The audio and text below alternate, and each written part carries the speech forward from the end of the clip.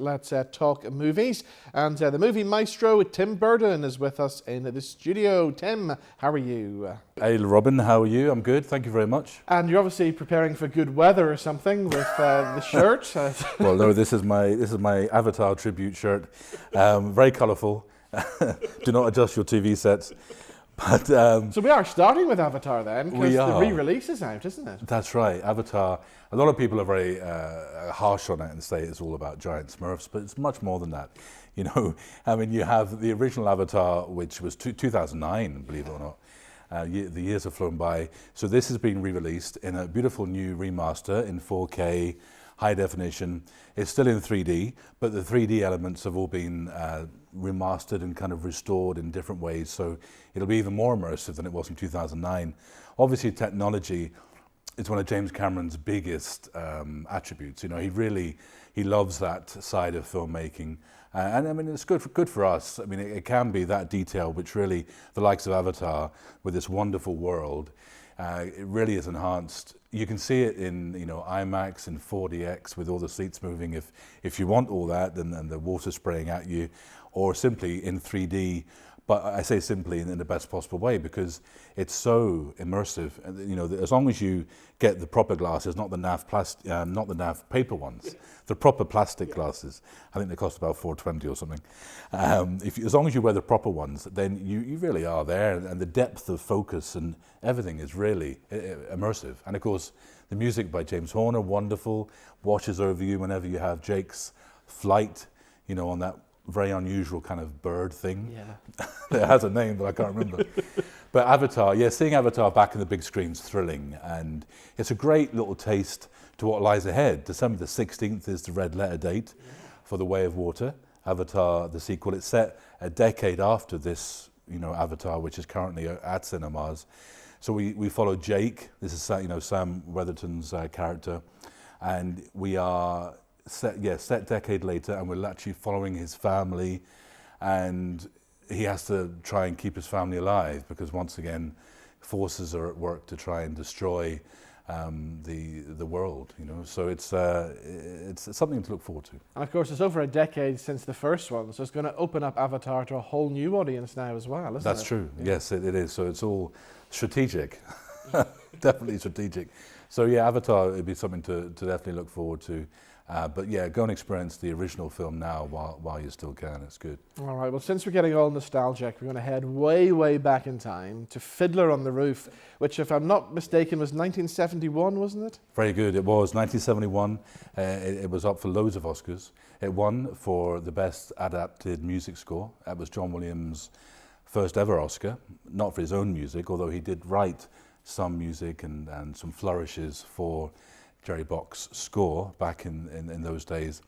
But it's one of the great things about Fiddler on the Roof. It is totally timeless. We're going to do like a weekend of screenings at the Strand Cinema at the old Strand Arts Centre in East Belfast on the 1st of October. So we'll show the original 3-hour film, brilliant film on the big screen, lovely you know, HD print. And then on the day after, on the Sunday, it's actually a premiere of the documentary about the making of the film. Right. It's called Fiddler's Journey to the Big Screen, directed by Daniel Ryan. He's actually been nominated for Oscars and all sorts of, he's a great documentary filmmaker.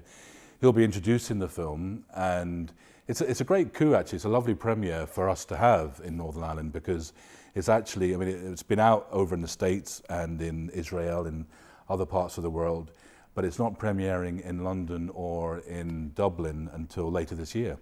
The Jewish Film Festival in London are going to premiere in November. So it's lovely for us in Belfast to have our little exclusive on the 2nd of October. It's going to be at 4:45, and yeah, I mean, it's narrated by Jeff Goldblum. Wow. And all of the cast in the film, including Top Hall, they've all been interviewed over the years. They talk about their experiences making the film, and it wasn't always easy going. Yeah. I mean, it was a massive production to stage for the film, and you know, they went on location to Croatia and also to Israel.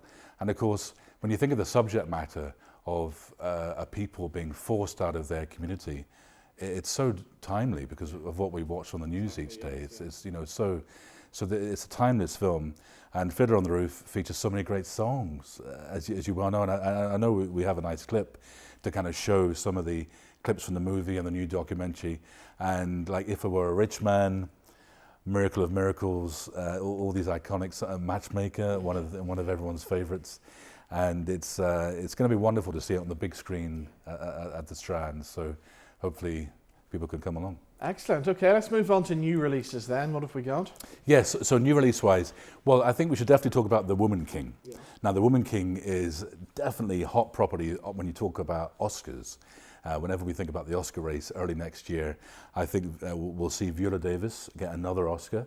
She plays in this film General Naniska. And the great thing about The Woman King is it's actually quite factual. It's based on a true story of the Ajaji. They're all-female warriors in the African region of Dahomey. Now, I want to make sure I got that right, so I wrote it down. And it's set in the 1800s. And the Kingdom of Dahomey, I mean, it's beautiful. I mean, they shot the film on location. There's no kind of CGI. It was all filmed actually in the African region. But when you think back to when it would have taken place in the 1800s, it's a solid reminder of how much of that country is so beautifully untouched, despite we know the tribulations Africa and many of the surrounding countries go through.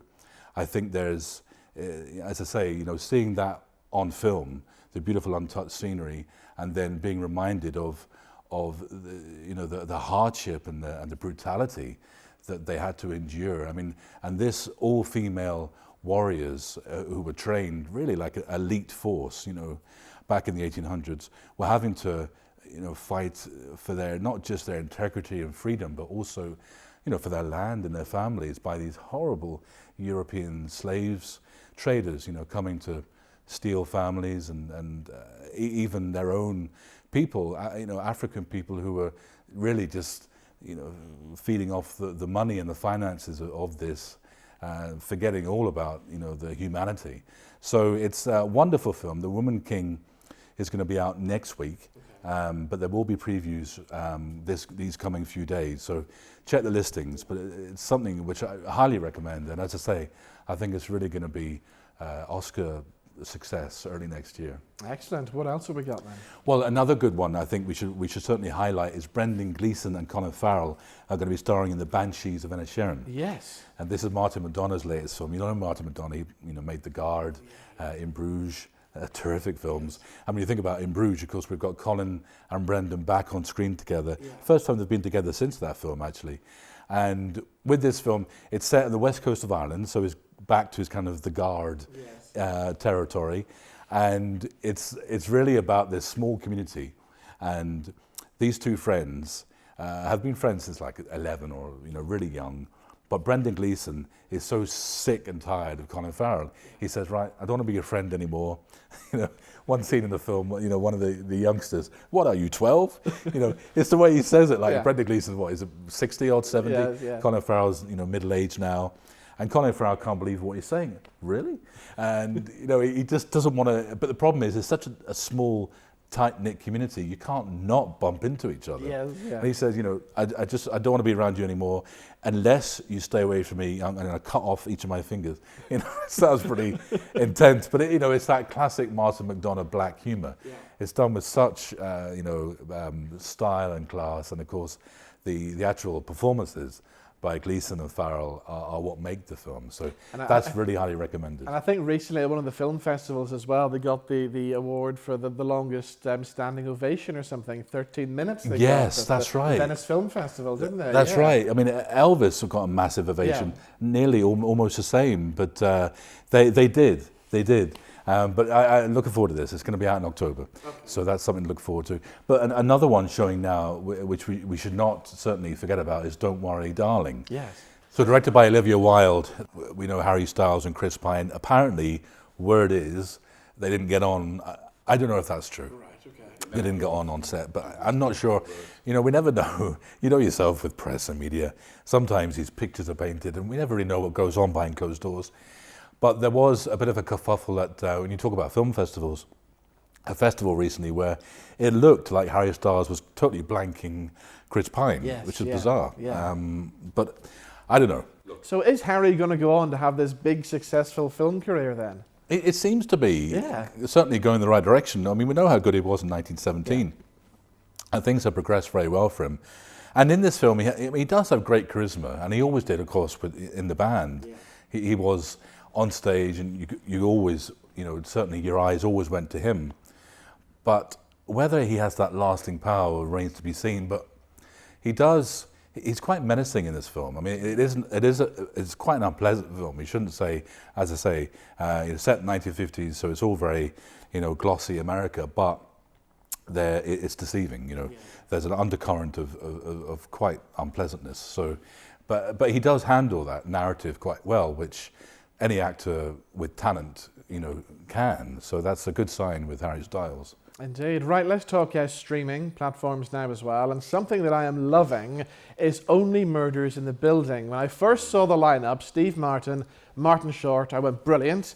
Then I saw Selena Gomez thrown into the mix, and I thought, this is not going to work. But my God, it does. The three of them are amazing, aren't they? It does. I love this show.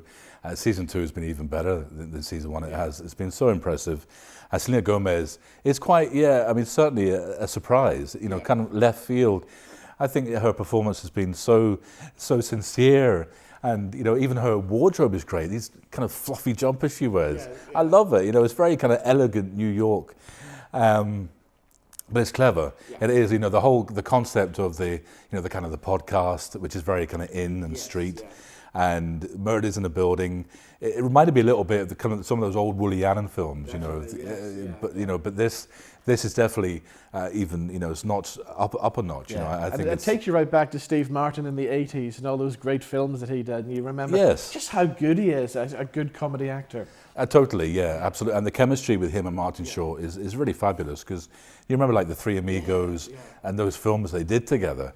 There's a great history of those two on screen, and I think they do a live show, don't they, that tours the world. So this is something which has really landed and is a great excuse. I mean, it's Disney Plus. I know these days things are tight, but it is worth that little bit of subscription fee just to watch that show. Exactly. It's a great show. Let's finish with something on Netflix. I know we've got Bloodlands back on BBC One with Jimmy Nesbitt. I'm not enjoying it, and people are going to probably hate me for saying this, but I think the script and some of the acting is just awful. Well, look, I know what you mean to some extent, but so far I'm enjoying it. Right. I am enjoying it, and it'd be interesting to see what happened to the goal. If I had a choice between that or Adrian Dunbar and Ridley would definitely win, because I think he's great. It's funny you say that. I lost interest in Ridley after episode 3. I thought episodes 1 and 2 were great. Yeah. It drifted off a bit for me, and then whenever Adrian Dunbar starts singing at the end, it's like, really? I don't know. It just, the first episode. Is he doing a Dennis Waterman thing? Quaint. Is this where this is going? yeah. Look, I love Adrian Dunbar, and I mean, it's certainly fantastic to see him in his own show like this again. But no, something about Ripley just doesn't gel with me. But when you talk about Jimmy Nesbitt and streaming Netflix have recently put, as something which you could see. I know it's quite old, but they've put back The Secret. Yes. Which I think was a UTV production many years ago, with Jimmy Nesbitt playing that Coleraine dentist. Yeah. We know it's a true story set in the early 90s, a terrifying true story. I don't give too much away, just in case you haven't seen it. But it's something which is very gripping. I think there's about 6 episodes. So but the good thing about Netflix is you can binge it, so you don't have to wait. Unlike Bloodlands, you have to wait each week. So that's worth watching on Netflix. And talking about binging, on BBC iPlayer, Crossfire is terrific. Right. All episodes are there now. I think there's 3 episodes, and about this this remote Turkey resort where there's gunmen who actually invade the resort. Ukili plays the main lead. It's very, very good. So that's worth watching. Okay. So there's a few things to check out. Exactly. Tim, it's been good seeing you as always. And of course, we can catch you on the radio Thursday nights, Belfast 24/7, Movie Magic from 7. That's right. Thanks so much. Thank you.